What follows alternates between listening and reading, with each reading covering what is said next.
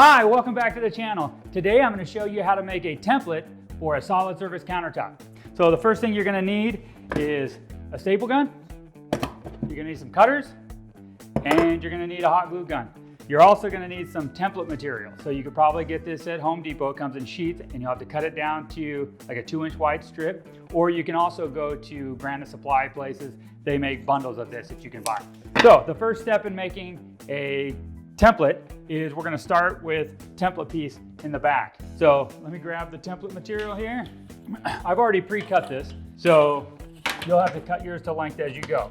But put this up tight against the wall, and you're going to staple it down in a few spots. And if your wall's not straight, it's not a problem. We're going to show you how to make it perfect with the back wall. Now that you've got the backs in there, pretty much, we're going to start with our end pieces that come out from the back wall out to the front. And we're going to include the overhang on this. So we need to know what overhang we want. On an end panel for us, we make it a 1-inch overhang. Wherever there's doors and drawers, we make it an 1.25 inch overhang. So this is my end piece of template material. I'm going to take my tape measure. I'm going to measure out 1 inch. I'm going to do that in the front and back. Be sure to double check this measurement because this is your exact template. And then just take your glue gun and put a squeeze underneath there and glue that together. And we'll go around and do the other locations.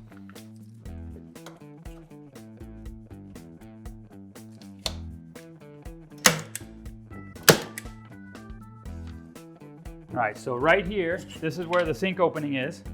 And I'm gonna take these templates, the template material, and I'm gonna put it right even with the opening of the sink base cabinet. That way, when I take the template back to the shop, I'll be able to know exactly where that is, just for reference. If you forget to do this, it's not a problem. Now we have the back piece in, both back pieces in against the wall, and we have the 2 side pieces in, and then a few strips of template material right here that's next to the sink. You'll have to add them, as if this was a longer template, you have to put more of these. And then at the very end, we're gonna put some pieces on a diagonal just to keep the template a little bit more rigid. All right, so now I'm gonna put this template piece in here. I need to make it 1.25 inch out past the front of this. So here's the front of the template, and I'm gonna measure out 1.25 inches right here. And I just like to mark that with a pencil. And then I'm gonna go back over here to the inside corner, and I'm gonna measure from the face of the cabinet. I'm gonna mark on top of the cabinet 1.25 inches. It's hard to see that. Now I just staple this down in a few spots just so it doesn't move. And I'm gonna take my glue gun, and I'm gonna glue where these pieces come out. Now I'm gonna put this piece on here, and that's 1.25 inches. That sticks out 1.25 inches already right there. So you can see, so I'll just bring the template material right to the edge of that. And then over here on this inside corner, take my pencil and I'll mark it at 1.25 inches. Use this stick right here. I'll line it up with this outside corner template piece and line it up with the line. I'm gonna staple it down here so it doesn't move.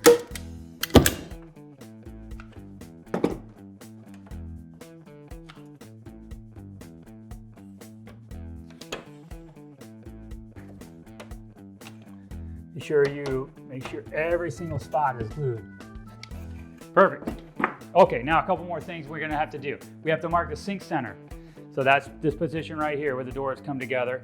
And so you can do it 1 of 2 ways. You can put a laser line here.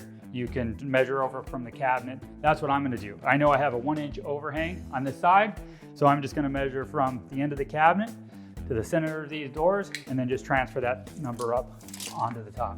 So I've got 35 inches there, exactly. So this is gonna be 36 inches here. We'll just mark that.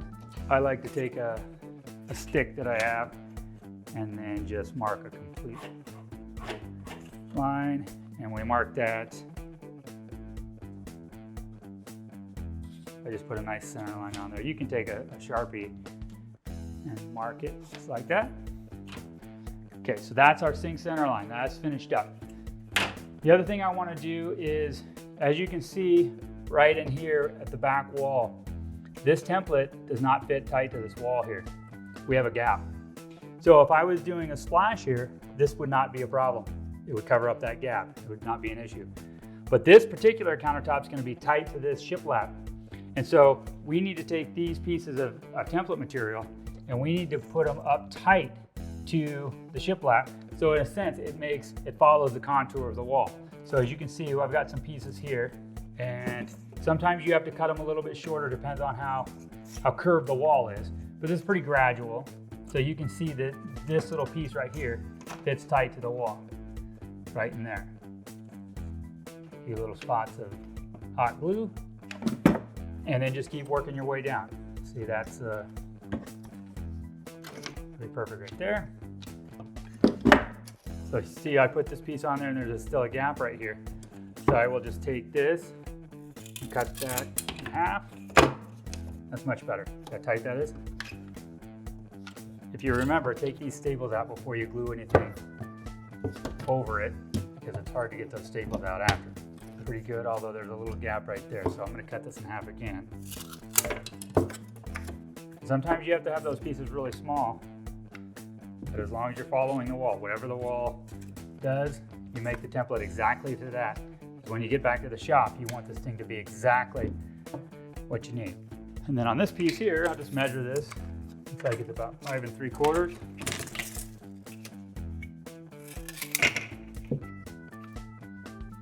Again, you don't need that much hot glue, it'll stick right together.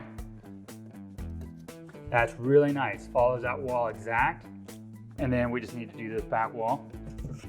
Everything's tight up to about here, and then it starts to get a little gap in there. That looks like it'll fit in there. That's perfect, just like that.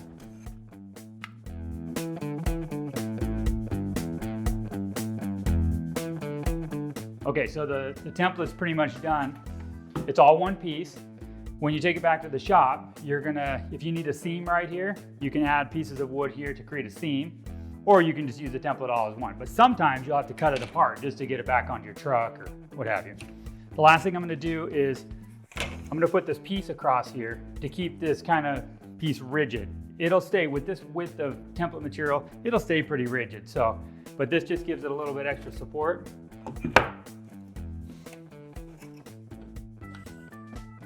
All right, that looks perfect. Now I'm gonna double check these measurements, make sure they're exactly what I want, because again, once you take this off, this is what it's gonna be. Good.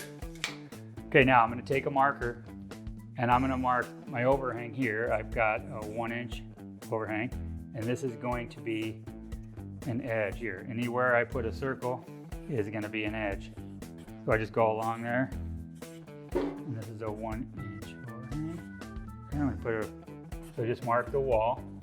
Now, I've got these pieces, these are nice right here, but some of these pieces that are coming from the back wall, they stick out a little bit like that. I'm just gonna take a knife and just cut those right off.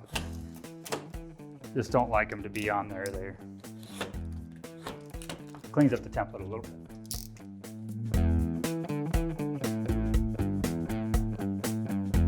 One thing I like to do, it's not required by any means, but I like to do is I like to take a pencil and I like to come in here underneath the template material and I like to draw a line, basically outlining the cabinets. That way, if I get back to the shop and I'm making my countertop, I can always double check where the face of that cabinet is. Plus, if I think that I've got the wrong overhang, I can always double check. But again, this isn't required. You got your measurements down, should be good. Just a little extra added protection. That's it. So that's your basic template for a countertop. You see it's all marked out, follows the wall perfect. Oh, another thing, just a reminder, along the front side here, we go point to point. We don't, like this is 1.25 inch overhang here, and 1.25 inch here as well. But I don't measure 1.25 inch in here because I want this to be straight from this point down to this point. Super important because you want a straight countertop. You wouldn't want this to be curved, unless of course it's a curved countertop. So that's all there is. to it making a countertop template with some 1/8 inch Luan door skin. If you have any questions, leave it in a comment below. Thanks for watching.